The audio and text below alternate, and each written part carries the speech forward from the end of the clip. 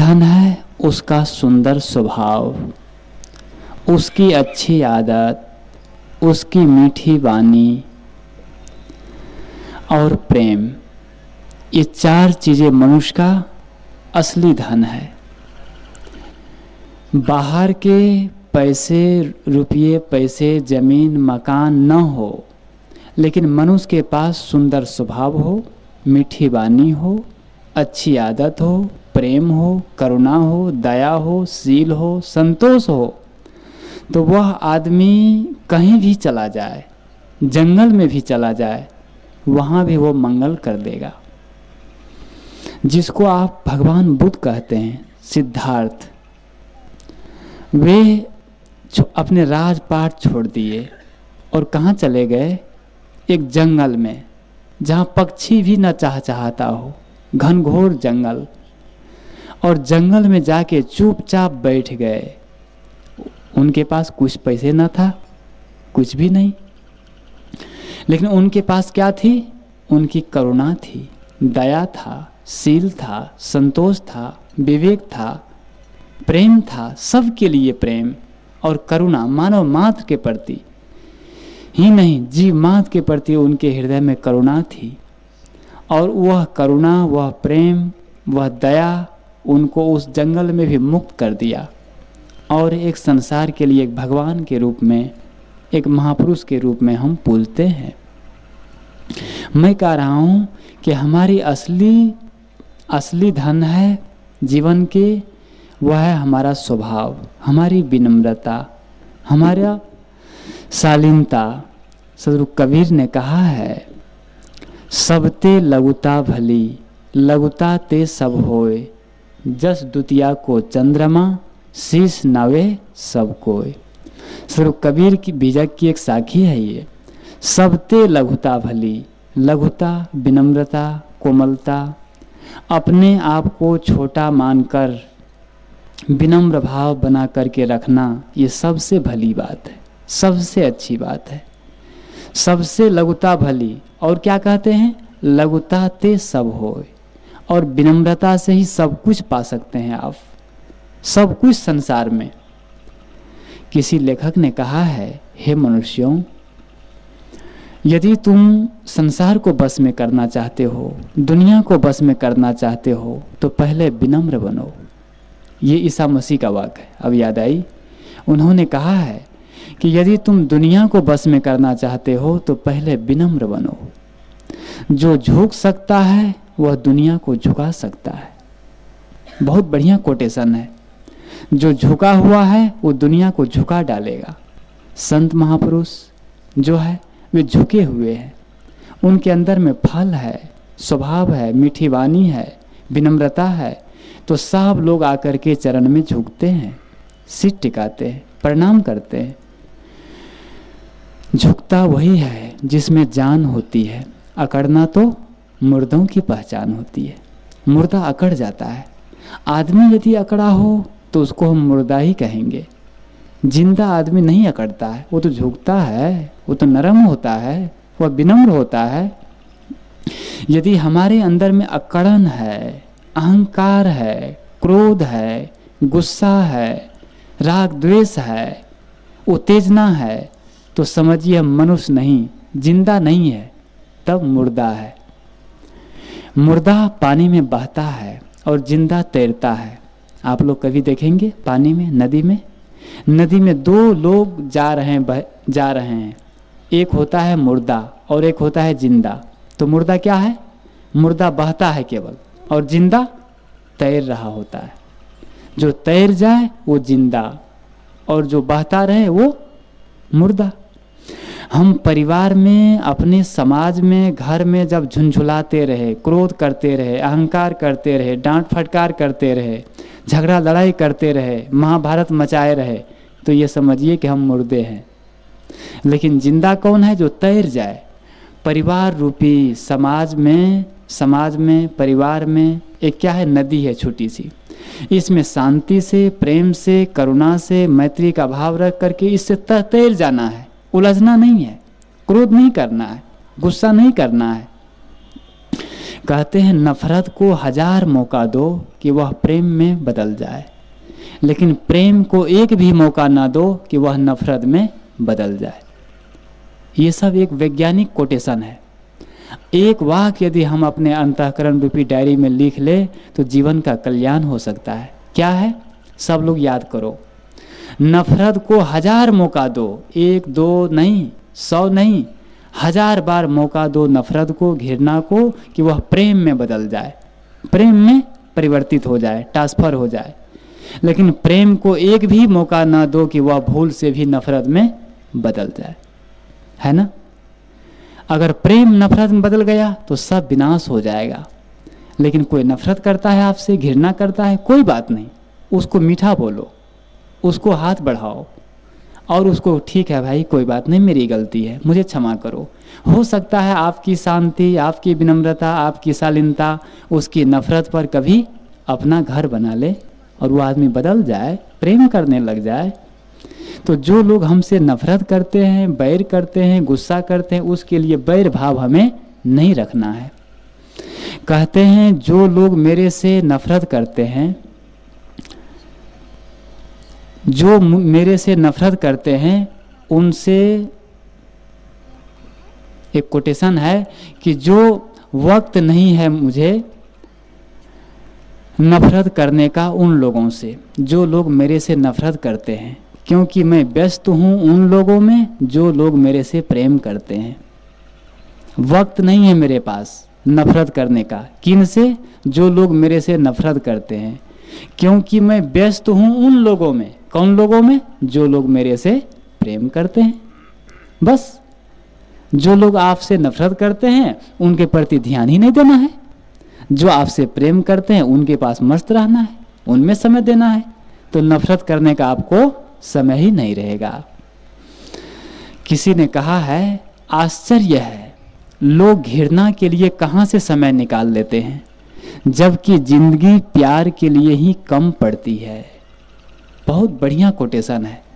मैं जब पढ़ा इस वाणी को तो बड़ा आश्चर्य, बिल्कुल अपने आप में बड़ा अच्छा लगा। आश्चर्य है कि लोग घृणा के लिए कहां से समय निकाल लेते हैं, जबकि जिंदगी प्यार के लिए ही कम पड़ती है। जिंदगी है ना, प्रेम करने के लिए, प्यार करने के लिए कम पड़ रही है, और घृणा के लिए हम कहां समय निकाल रहे हैं, गुस्सा के लिए कहां समय निकाल रहे हैं। वक्त नहीं है लोगों के पास नेकी के लिए, फुर्सत न जाने कहां से निकाल लेते हैं गुनाहों के लिए। ये सब एक कोटेशन है वैज्ञानिक, सुक्तियां। वक्त नहीं है लोगों के पास नेकी के लिए, नेकी के लिए, अच्छाई के लिए, सत्संग के लिए, वंदना के लिए, पूजा के लिए, पाठ के लिए, इसके लिए वक्त नहीं है ना, समय नहीं है। लेकिन आज पता नहीं समय कहाँ से निकाल लेते हैं गुनाहों के लिए, घृणा के लिए, गुनाह करने के लिए, राग द्वेष करने के लिए, पता नहीं कहाँ समय निकाल लेता है आदमी। दो लड़के एक आपस में बात कर रहे थे। एक लड़का ने कहा, तुम जानते हो मेरी माँ इतनी विदुषी है, इतनी समझदार है, इतनी पढ़ी लिखी है कि तुम कोई भी विषय दे दो तो मेरी माँ घंटों बोल सकती है। साथी लड़के ने कहा, बस तुम्हारी माँ में इतनी सी बात है? अरे तू मेरी माँ की बात सुनो, मेरी माँ इतनी समझदार है, इतनी ज्ञानी है, इतनी विदुषी है कि विषय हो या ना हो दिन भर बोलती रहती है। मतलब समय हो या ना हो दिन भर अपने व्यर्थ के काम करते रहना, व्यर्थ में बकवास करते रहना, ये जिंदगी को काटना है। इसलिए समय का हमें कीमत चुकाना चाहिए।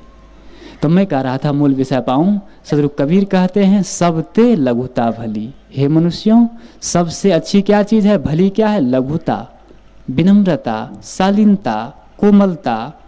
जो आदमी कोमल होता है, विनम्र होता है, उसे सब पसंद करते हैं। जो आदमी अहंकारी होता है, परिवार में आप लोग 5 है, 6 है, 7 है, 10 है, एक आदमी बहू आई बाहर से, बहुत विनम्र है, सेवापरायण है, सबको बना के खिलाती है, मीठा बोलती है, प्रेम से सबको पेश आती है, उसको सब आदर से उसको पेश आते हैं, और उसके गांव में सब प्रशंसा करते हैं कि बहुत सेवाभावी है, बहुत विनम्र है, कहते हैं ना। तो विनम्रता सबको पसंद है, लेकिन जब अहंकार आ जाता है तो अहंकारी व्यक्ति किसी को भी पसंद नहीं आता है। कहते हैं गर्मी के दिनों में एक दिन ढक्कन ने सुराही से कहा, घड़ा होता है ना, गर्मी में आप लोग पानी पीते हैं सुराही में, तो ढक्कन ने सुराही से कहा कि तुम्हारे पास दूर दूर से गिलास आते हैं, लोटे आते हैं, कटोरियाँ आती है, थाली आती है, उन सब को भर देती हो, पानी पिला देती हो, और मैं तुम्हारे पास रहता हूँ हमेशा, लेकिन मुझे आज तक तुम पानी नहीं पिलाई है एक बूंद। तुम स्वार्थी हो। मैं तुम्हारे पास रह करके हमेशा प्यासा का प्यासा हूँ, लेकिन ये कटोरी, लोटे, थाली, गिलास दूर दूर से आते हैं और उसको तुम पानी पिला देते हो, भर देते हो। तब सुराही ने कहा, ढक्कन, गिलास, लोटे और कटोरी, थाली दूर से आते हैं और मेरे चरणों में झुक जाते हैं, तो मैं झुक करके पानी पिला देता हूँ। लेकिन तुम एक ऐसे हो कि मेरे पास रह करके मेरे सिर पर बैठे रहते हो और हमेशा टिक टिक टिक टिक बोलते रहते हो, हैं? तो तुमको मैं पानी कैसे पिला सकता हूँ? तो जो हमेशा सिर पर बैठा रहता है, मतलब अहंकार अकड़ा हुआ रहता है, उसको कोई भी पसंद नहीं करता है। इसलिए सदगुरु कबीर ने कहा, आपा तजे हरि भजे, नक्सिक तजे विकार, सब जीवन से निर्वैर रहे, साधु मता है सार। पहले आपा का त्याग। एक उर्दू कवि ने कहा है, राहक हरगिज न याबी, चांद गिरी चार तर्क, तर्क उकबा तर्क मौला, तर्क उकबा तर्क मौला, तर्क दुनिया तर्क तर्क। राहक हरगिज न यावी, चांद गिरी चार तर्क। आदमी को सही रास्ता तब तक नहीं मिलता है जब तक चार चीजों का त्याग न करे। तर्क दुनिया, दुनियादारी का त्याग। तर्क उकबा, उकबा कहते हैं ईश्वर को। तर्क मौला, भगवान का, जगत बनाने का त्याग। और इन अहंकार हो जाता है, उसके अहंकार का भी अहंकार का त्याग जब कर देता है, तब आदमी को सही रास्ता मिलता है। तो मैं कह रहा था कि हमें चाहिए कि हम विनम्र बने। हमारा स्वभाव, हमारी आदत, ये हमारी संपत्ति है। घर में रहो, वन में रहो, जंगल में रहो, लेकिन अपना स्वभाव यदि सुंदर है, मन बढ़िया है, पवित्र है, तो सब लोग आपको आदर करेंगे, पूजा करेंगे। लेकिन अपना स्वभाव गड़बड़ है तो चाहे जाओ मथुरा, चाहे जाओ काशी, ये कुछ फर्क पड़ने वाला नहीं है। कड़वा स्वभाव डूबती नाव। जिसका स्वभाव कड़वा होता है ना, उसका जीवन रूपी नाव डूब जाता है। एक घर में नई नई बहू आई और उस घर में दूध होता था, दही होता था, घी होता था, मक्खन होता था। वो बहू के मायके में शायद दूध दही ना हो। वो आई तो देखी कि घर में दूध है, दही है, मक्खन है, घी है, तो बहू दूध भी पी जाती, घी भी खा जाती, मक्खन भी खा जाती और मलाई भी सब खा जाती, दही भी खा जाती, और दूसरे के लिए कुछ बचता ही नहीं। वो सब सफा चट कर जाए और वो मोटी होती जाए बढ़िया। घर वाले परेशान हो गए, लेकिन अब नई नई बहू है, कहे तो कैसे कहे, शर्म की बात है। तो वो सास जो है ना, सास एक दिन युक्ति लगाई और बहू से प्रेम से कही कि देखो, तुम एक चीज़ खाओ, तुम दूध भी पी जाती हो, दही भी खा जाती हो, घी भी खा जाती हो, मक्खन भी खा जाती हो, ऐसा करो तुम एक चीज़ खाओ तो और चीज़ दूसरे के काम में आ जाएगा, दूसरे लोग खा लेंगे। समाधान निकाला सास ने। बहू ने कहा, माँ कोई बात नहीं, कल से मैं एक ही चीज़ खाऊंगी। आप पहले कह दी होती तो मैं इतना दिन तक सब चीज़ नहीं खाती, कल से मैं केवल एक चीज़ खाऊंगी, ठीक है ना। तो जब कल हुआ, ससुर भैंस दू करके बाल्टी में दूध लाया और बहू को दिया। बहू ले गई और गर्म की और सारा दूध ठंडा करके पी गई। फिर दूसरे दिन दूध लाया, फिर वो ठंडा करके गर्म की, ठंडा करके सब दूध पी गई। अब आप सोच रहे हैं, जब दूधे नहीं है दही कहाँ से होगा, और दही नहीं है तो घी कहाँ से, मक्खन कहाँ से होगा। और वो दूध पी जाती, दूध पी जाती, वो मोटी होती जाती, बढ़िया सुंदर शरीर, रिष्ट पुष्ट। ये कहानी है, एक रूपक है। जो दूध पी जाता है वो मोटा होता है, क्योंकि दूध में सारे घी है, मलाई है, मक्खन है, दही है, सब कुछ दूध में है ना। सारे प्रोटीन विटामिन किस में है? दूध में। और जो दूध पी लिया वो सब कुछ खा लिया। इसी प्रकार सारे मन है ना, स्वभाव है, इस स्वभाव में सारे प्रोटीन विटामिन है। जो अपने स्वभाव को सुंदर बना लिया, अपने मन को निर्मल बना लिया, पवित्र बना लिया, तो समझो कि वो सारे के सारे विकार समाप्त हो जाते हैं। चिंता, क्रोध, अशांति, काम, क्रोध, लोभ, मोह, राग, द्वेष, ये सब कहाँ से उत्पन्न होते हैं? मन से। मन के उपज, मन ही से काम, क्रोध, लोभ, मोह उत्पन्न होते हैं। और जो मन को पी गया, मन को निर्मल बना लिया, तो उसके सारे मनोविकार समाप्त हो गए। और दया, क्षमा, करुणा, शील, संतोष, गुरु भक्ति, ये सब कहाँ से उत्पन्न होते हैं? मन से। जो आदमी अपने मन को शांत कर लिया, उसके मन से दया, क्षमा, शील, संतोष, ज्ञान, वैराग, भक्ति सब उत्पन्न होने लगते हैं। तो सत्संग में हमें मन को बढ़िया बनाना है और स्वभाव को सुंदर बनाना है। ये दो चीज़ को बढ़िया बना लो तो बस घर में, परिवार में स्वर्ग उतर जाएगा। माताएं लोग हैं, महिला लोग हैं, ये लोग भी अपने घर में, अपने सास में, बहू में, बच्चों में, पति पत्नी जो भी है, सबसे प्रेम से बोले, मीठे स्वर बोले। एक महिला थी, सुबह सुबह का समय था, सड़क के बाहर गाल पर हाथ रख करके रो रही थी, आंख से आंसू गिर रहा था। एक दूसरी महिला आई, कहा सखी तुम्हें क्या हो गया, क्यों तो रो रही हो, क्या हो गया? उस महिला ने कहा मत पूछो, भगवान ने सब दुख मेरे सिर पर दे दिया। क्या हुआ बोलो तो मैं भी कुछ सहयोग करूं। वो बताना नहीं चाहती थी, इतनी दुखी थी। उस महिला ने कहा आखिर क्या हो गया, तुम बताओ तो मुझे। तब वो महिला ने कहा जब मैं बहू बन करके घर में आई तो मुझे सास अच्छी नहीं मिली, और अब मैं सास बनी तो मुझे बहू अच्छी नहीं मिली। यही सबसे बड़ा दुख है, हर माँ को यही है ना। जब वो बहू बन करके घर में आती है ससुराल में तो सास अच्छी नहीं मिलती है, और अब बेटे हुए, बहू आई तो अब बहू अच्छी नहीं हुई, उसको बहू अच्छी नहीं मिली। यही दुख है उनका। अब इसको आप लोग भी, जो जेंट्स है वो भी कर ले। जब आप पुत्र थे तो बाप अच्छा नहीं मिला, है ना, पिता अच्छा नहीं मिले। अब पिता अच्छा अब बने तो बेटा अच्छा नहीं मिला। तो ये जब है ये महाभारत की लड़ाई और ये सब बैर विरोध कहाँ तक चलेगा? सामंजस्य, प्रेम, शांति से हमें निपटाना है, प्रेम से जीवन जीना है। मैं कहा ना अभी कि थोड़ा समय है, इसमें प्रेम शांति से जी लो, और ये जीवन बहुत मूल्यवान है। अभी ये जीवन की कीमत हमें चुकाना चाहिए। ये सत्संग में जो आप लोग बैठे हैं, ये है ना हीरे की दुकान है। हीरे के दुकान में इक्के दुक्के लोग होते हैं, और साग सब्जी भाजी देखो क्या है, लोग तो झूमे रहते हैं, लेकिन हीरे के दुकान में इक्के दुक्के लोग होते हैं, क्योंकि हीरा कीमती होता है। इसी प्रकार जो सत्संग है, जीवन परिवर्तन की जगह है, वह बहुत कीमती है। इसका मूल कोई कोई चुकाता है, और जो चुका लिया उसका जीवन पार हो गया, वो मुक्त हो गया। इसलिए जो जिंदगी बची है, जो समय मिला है, इसको हमें बढ़िया से जीना है, प्रेम से जीना है, नहीं तो अंत में कुछ भी साथ नहीं देगा।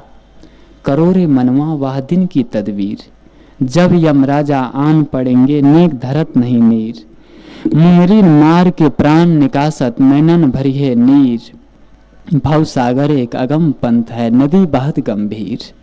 नाव न बेड़ा लोग घनेरा, केवट है बेपीर। माल मुलुक को कौन चलावे, संग न जात शरीर। लय के बौरे नरक कोन में व्याकुल हो शरीर। कहाँ ही कबीर नर अजहू चेतो, माप हो तकसीर। करो रे मनवा वा दिन की तदवीर। हम जब तक जीते हैं ना, दूसरों को दोष देते हैं कि मेरे दुख का कारण दूसरा है। पति है, पति है तो पत्नी है तो पति है, और पति है तो पत्नी है। पिता पुत्र से दुखी है तो पुत्र पिता से दुखी है। सास बहू से दुखी है तो बहू सास से दुखी है। एक पड़ोसी दूसरे पड़ोसी से दुखी है। मतलब हर व्यक्ति दुखी किससे है? दूसरे से दुखी है। मतलब आपके दुख का कारण दूसरा है। यही है ना गणित, दिमाग में, माइंड में फिट है कि मुझे दुख देने वाला कोई दूसरा है। और इससे जब ऊपर उठते हैं तो कहते भगवान है, भगवान ने दुख दे रखा है। और जब तक ये गणित आपके दिमाग में फिट है तब तक आप कभी सुखी नहीं हो सकते। दुख कौन देता है? हम में खुद अपने से दुखी है, हम दूसरे से दुखी नहीं है। मान लो आपको किसी ने कटु कहा, आप नाराज हो गए, आपकी कोई प्रशंसा की, आप बहुत फूल गए। तो जैसे आपको दुखी करने वाला और सुखी करने वाला दूसरे लोग हैं, तो मतलब ये हुआ कि आप अपने रिमोट कंट्रोल, जो रिमोट कंट्रोल होता है टीवी का चैनल बदलने का, उसने आप दूसरे के हाथ में सौंप दिया है। आप लोग जब टीवी के पास बैठते हैं तो रिमोट कंट्रोल पावर अपने हाथ में रखते हैं और मन के अनुसार चैनल बदलते रहते हैं। इसी प्रकार आपने अपना रिमोट कंट्रोल पावर जो है सुखी या दुखी होने का दूसरे के हाथ में थमा दिया है। तुम चाहो तो मुझे गाली दे करके दुखी कर दो और प्रशंसा करके सुखी कर दो, तो ये इसमें काम नहीं बनेगा। हमारे दुख और सुख का कारण हम है, हमारा मन है, हमारा स्वभाव है। संत महात्मा है, उनको भी कोई कुछ कहता है, कोई फर्क नहीं पड़ता है। एक संत पहुंचे एक घर में, घर वाले ने बहुत उनको भला बुरा कहा, कटु कहा और बहुत अपमान किया, और वो कुछ नहीं शांत हुए और उसको बस ज्ञान की बातें कहे, सत्संग की बातें कहे और चल दिए। एक सज्जन ने कहा, गुरुदेव आपको ये लोग इतने कटु कहे, गालियां दिए, क्रोध किए, अपमान किए, क्या आपको दुख नहीं हुआ? संत ने कहा, बेटे ये बताओ, तुम्हारे घर में कोई अतिथि आवे, मेहमान आवे और उसको तुम कोई पूजा में चढ़ाओ, कोई स्वागत के लिए फल दो और कुछ दो, भेंट पूजा करो, और वो आदमी नहीं लिया तो वो किसका होगा? संत ने कहा, वो किसका होगा वो सामग्री? उस आदमी ने कहा, मेरा होगा, घर वाले को होगा। तो संत ने कहा कि मैं भी उसकी एक भी गाली नहीं लिया। वो किसका हुआ? उसी का हुआ ना। गाली, कटु वचन, क्रोध, उत्तेजना, अशांति, ये कटु वचन है ना। महाभारत से लेकर आज तक सबसे अधिक क्या दिए गए हैं? कटु वाणी दिए गए हैं, गालियां दी गई है, क्रोध किए गए हैं, गुस्सा किए गए हैं। किस पर? दूसरों पर। लेकिन अफसोस आज तक कोई लिया नहीं है। सबसे अधिक गाली और कटु वचन लोग कहते हैं, लेकिन आज तक कोई जो देते हैं ना, वो आज तक एक भी नहीं लिया है। तब गया कहाँ? कहाँ गया? आपके पास। वो लौट के आ जाता है अपने ऊपर। भला कोई गाली सुनना चाहता है? कोई कटु वाणी सुनना चाहता है? कोई नहीं सुनना चाहता है, अर्थात कोई नहीं लेता है। इसलिए हमें चाहिए कि हमें इन सब का त्याग करें। मन, वाणी, कर्मों की पवित्रता, ये असली ईश्वर की पूजा है, ये असली ईश्वर का भजन है। इसलिए मन से कटु न कहे, वाणी से गाली न दे, शरीर से चोरी, हिंसा, व्यभिचार न करे, ये असली ईश्वर की पूजा है।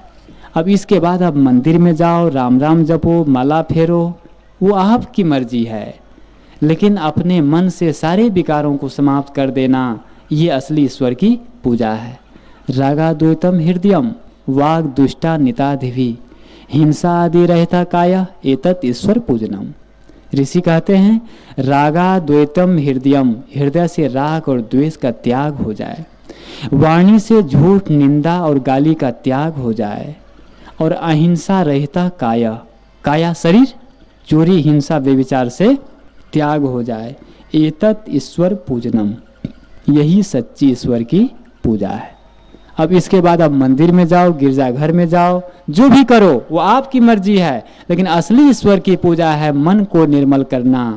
कल मैं कहा था, मंदिर में हम बहुत गए पर तन यह मंदिर नहीं बना, व्यर्थ भभूत लगाना तन पर यदि मन शिव सुंदर नहीं बना, पर की पीड़ा में मोम सा पिघलना है साधना, पाना नहीं जीवन को बदलना है साधना। अंतिम में मैं एक बात कहूं, हम लोग जो अभी बैठे हैं यहाँ, आधा घंटा के बाद कोई नहीं रहेंगे यहाँ, सही है ना? सब चले जाएंगे अपने अपने घर। जो संबंध अभी है ये बिछुड़ने के लिए है। आप गाड़ी में बैठते हैं क्यों? उतरने के लिए, है ना? जहां भी जाते हैं तो लौटने के लिए फिर से लौटना पड़ता है। सारे संयोगों का वियोग होता है। इसलिए हम जो समय मिला है, जो संयोग है, अभी सुन रहे थे हम